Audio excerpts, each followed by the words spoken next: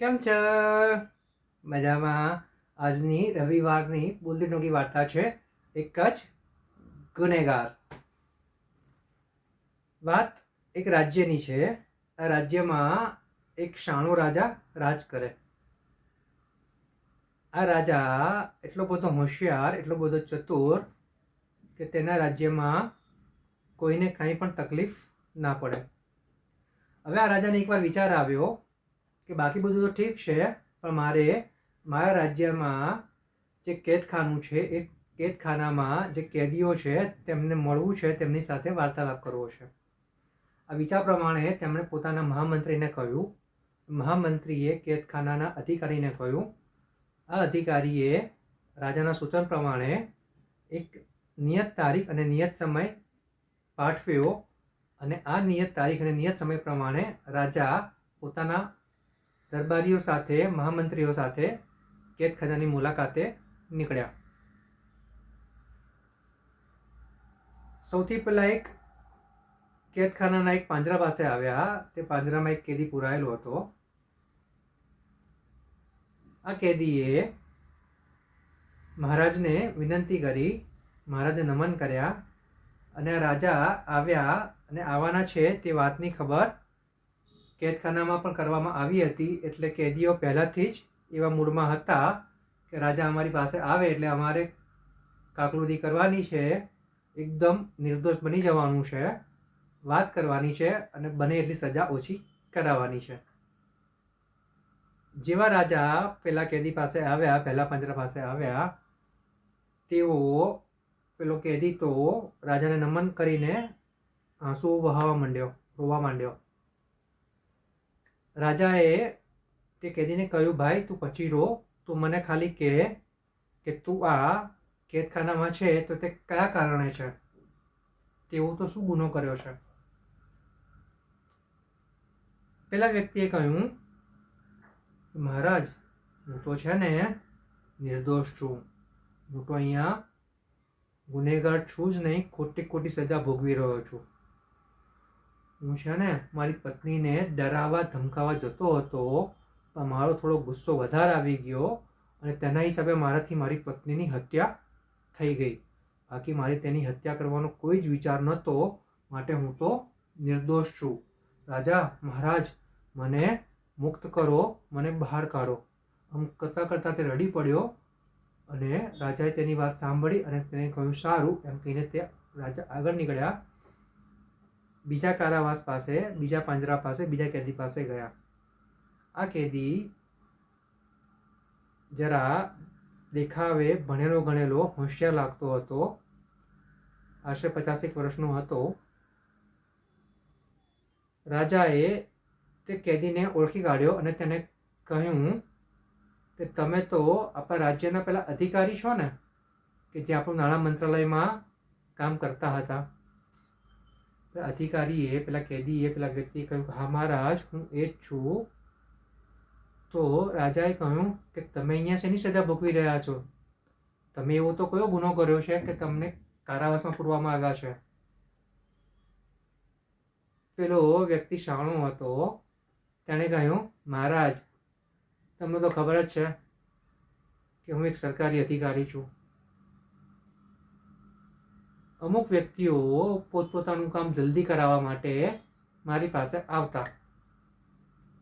હવે હું તમને કહેતો કે કામ તો સમય પ્રમાણે થશે, આનાથી વધારે ઝડપથી નહીં થઈ શકે. તે લોકો મને જબરદસ્તી ભેટ આપે, પૈસા આપે અને હવે કે તમે અમારું કામ ઝડપથી કરી આપો. એટલે પછી મને એવું થયું કે જો કે પ્રેમથી આપણને પૈસા આપે છે, ભેટ આપે છે, તેનો અનાદર ના કરવો જોઈએ. એટલે હું બીજા લોકોના કામ પાછળ મૂકીને આ લોકોના કામ ઝડપથી કરી આપતો. બસ મેં આટલું જ કર્યું છે. એટલે શું કોઈ ભેટ સોગાદ કોઈ આપણને આપે તો તે સ્વીકારવા ગુનો છે? માટે મહારાજ હું તમને કહી રહ્યો છું કે હું ગુનેગાર નથી, હું તો એકદમ નિર્દોષ છું. માટે તમે મને સજામાંથી મુક્ત કરો અને કારાવાસમાંથી બહાર કાઢો. રાજાએ કહ્યું સારું એમ કે રાજા આવી જ રીતે અલગ અલગ કારાવાસમાં, અલગ અલગ પાંજરાઓમાં અલગ અલગ કેદીઓને મળ્યા, બધાની વાત સાંભળી. હવે એક જ પાંજરું, એક જ કારાવાસ બાકી રહ્યું હતું. ત્યાં ગયા, ત્યાં તેમણે જોયું કે 22-23 વર્ષનો યુવાન, જેના મોઢા પર કંઈક અલગ જ પ્રકારનું તેજ હતું, તે ચૂપચાપ બેઠો હતો. તે યુવાને જોયું કે મહારાજ રાજા પાંજરા પાસે આવ્યા છે, એટલે તેણે વિનય અને આદર સાથે ઊભો થયો, મહારાજાને પ્રણામ કર્યા અને રાજા તમે આવ્યા છો એમ કરીને એમ યુવાને તેમનું સ્વાગત કર્યું. યુવાને કહ્યું કે મહારાજ તમે આ કારાવાસમાં આવ્યા, તમે અમને સાંભળવા આવ્યા તેના માટે ખૂબ ખૂબ ધન્યવાદ. રાજા કહ્યું આ બધી વાત સાચી, પણ તું મને એમ કહે કે હજુ તો તું યુવાન છે, તો તું આવા યુવાન થઈને તું આવા કારાવાસમાં તું શું કરે છે? એવો તો શું ગુનો કર્યો છે કે તને કારાવાસમાં નાખવામાં આવ્યો છે?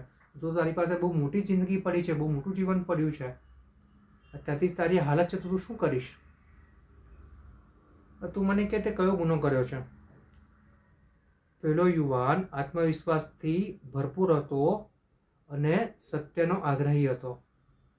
તેણે કહ્યું મહારાજ હું છે ને ગુનેગાર છું, હું નિર્દોષ નથી.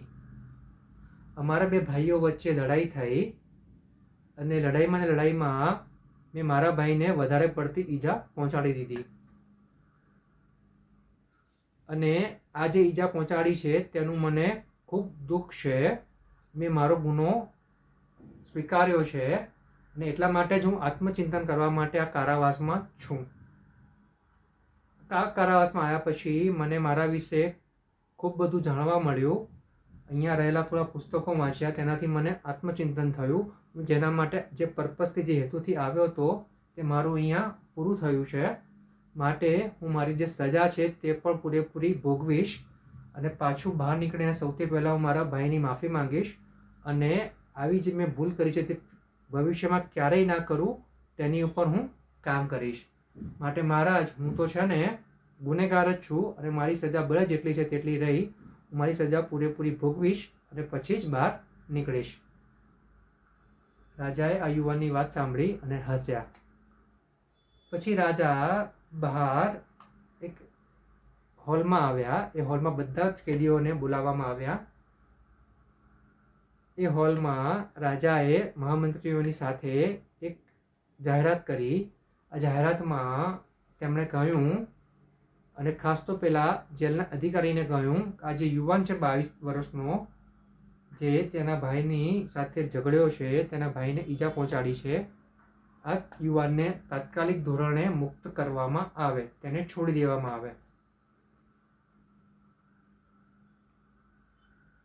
ત્યાંના અધિકારીએ, અન્ય દરબારીઓએ પૂછ્યું કે મહારાજ આટલા બધા કેદીઓમાંથી ફક્ત આ એક જ વ્યક્તિ કેમ કે જેને તમે મુક્ત કરવા માંગો છો? તો રાજાએ કહ્યું, જરા મજાકમાં કહ્યું, મજાકના મૂડમાં રાજા હતા, તેમણે જરા મજાકમાં કહ્યું કે આ જેલમાં છે ને બધા જ નિર્દોષો છે, ફક્ત આ એક જ યુવાન છે જે ગુનેગાર છે અને હું નથી ઈચ્છતો કે આવો ગુનેગાર વ્યક્તિ આવા નિર્દોષ વ્યક્તિની વચ્ચે રહે અને અન્ય લોકોને પણ ગુનેગાર બનાવી દે. માટે મારું ફરમાન છે કે આ ગુનેગાર યુવાનને તાત્કાલિક ધોરણે જેલમાંથી બહાર કાઢવામાં આવે, કારાવાસમાંથી બહાર કાઢવામાં આવે અને મુક્ત કરવામાં આવે. રાજાના ફરમાન પ્રમાણે તે યુવાનને મુક્ત કરવામાં આવ્યો અને યુવાન સરસ મજાનું પોતાનું જે નક્કી કર્યું તે પ્રમાણે જીવન જીવવા લાગ્યો. અન્ય કેદીઓ અંદર અંદર ઘૂસપૂસ કરતા રહ્યા અને રાજા પ્રત્યે થોડી નફરત તે લોકોને થઈ ગઈ. વાર્તા અહીંયા પૂરી. મારા મિત્રો, વાત અહીંયા જરા એવી છે કે આ દુનિયામાં કોઈ વ્યક્તિ એવી નથી કે જેણે કોઈ ભૂલ ના કરી હોય, ગુનો ના કર્યો હોય. પણ સૌથી મહત્વની વાત એ છે કે જો આપણાથી કોઈ ભૂલ થઈ હોય, આપણાથી કંઈ ગુનો થયો હોય, તો તેની કબૂલાત કરવામાં જરા પણ શરમ ન હોવી જોઈએ. સત્યનો સાથ આપીને આપણાથી જે કંઈ થયું છે તેનો સ્વીકાર કરીને આપણા મનને, આપણા હૃદયને એકદમ ચોખ્ખું કરવું ખૂબ જ જરૂરી છે. કે પછી સામે કોઈ રાજા હોય કે આપણા માતા પિતા હોય કે આપણી પત્ની હોય, ભાઈ હોય, બાળકો હોય, કોઈ પણ હોય, આપણી સાથે કામ કરતા કોઈ કર્મચારી પણ કેમ ના હોય. માટે આપણાથી કોઈ ભૂલ થતી હોય તો તેનો સ્વીકાર કરી લેવાનું છે અને તે ભૂલ ફરીથી ના થાય તેનું ધ્યાન રાખીને ભૂલની ઉપર પસ્તાવો વ્યક્ત કરીને આપણે આપણું આગળ જીવન વધારવાનું છે. ખાલી પસ્તાવો કરીને દુઃખી થઈને નથી બેસી રહેવાનું, પણ ભવિષ્યમાં આવી ભૂલો ના થાય તેની ઉપર કામ કરવાનું છે અને પોતાનું જીવન સુધારવાનું છે. જે આ વાર્તા આપણને એક જ ગુનેગાર શીખવાડી જાય છે. અને જ્યારે વ્યક્તિ ખરેખર ખરા હૃદયથી, ખરા મગજથી સારા અને સાચું કરવા માટે તૈયાર થાય છે, ત્યારે તેને કોઈક ને કોઈક રીતે સહારો મળી જ જાય છે. જેમ કે આપણે આ કેસમાં જોયું કે તે યુવાનને ખરેખર પસ્તાવો હતો અને ખરેખર તે પસ્તાવા ઉપર કામ કરતો હતો, તો તેને રાજા મળી જ ગયા કે જેમણે તેને મુક્ત કર્યો. આપણે પણ આપણા સત્ય સાથે આપણે આપણા જે કંઈ વિચારો છે જે સારા અને સાચા હોવા જોઈએ તેની સાથે આપણે જોડાયેલા રહીએ અને બિંદાસ રીતે જો આપણે સાચું બોલતા આવીશું તો આપણને ક્યારેક ખચકાટ નહીં થાય. જે પણ હોય તેનો સ્વીકાર કરીને આગળ વધવાનું છે. બરોબર ને? તો મારા મિત્રો, મળીશું આપણે આવતા રવિવારે. આવતા રવિવારની બોલતી ટૂંકી વાર્તાનું નામ છે એ કામ કોનું. એ કામ કોનું. હવે મારા મિત્રો, વાત ખાલી એટલી જ છે કે આ રવિવારની બોલતી ટૂંકી વાર્તાઓ રોજે રોજના સુવિચારો અંગ્રેજી અને ગુજરાતીમાં, આ ઉપરાંત વિદ્યાર્થીઓ, વાલીઓ અને શિક્ષકોને ઉપયોગી એવા એક્ઝામ કી એસી કી તૈસી, રિઝલ્ટ કી એસી કી તૈસી જેવા હકારાત્મકતાથી ભરેલા પોઝિટિવ એટીટ્યૂડ સાથેના વિડીયોઝ, આ ઉપરાંત ઘણી બધી અગત્યની વાતો, આ બધા જ વિડીયોઝ કે જે જીવનના મૂલ્ય વિશે કંઈક ને કંઈક શીખવી જાય છે, આ બધા જ વિડીયોઝ તમે જોવા માગતા હો તો મારી યુટ્યુબ ચેનલ છે નીલ ડૂડ મુવમેન્ટ. આ ચેનલ ઉપર જવાનું છે, વિડીયોઝ બધા જોવાના છે. તમને લાગતા સારા ગમતા વિડીયોઝ તમે તમારા ફ્રેન્ડ્સ ગ્રુપમાં, ફેમિલી ગ્રુપમાં, વોટ્સએપ ગ્રુપમાં, ઓફિસ ગ્રુપમાં વગેરે જગ્યાએ ફોરવર્ડ અને શેર કરીને એક આ જે ચેન, હકારાત્મકતાની, પોઝિટિવિટીની જે ચેન શરૂ થઈ છે તેને આગળ વધારવામાં તમારે મારી મદદ કરવાની છે. આટલું તો તમે કરશો જ. બરાબર ને?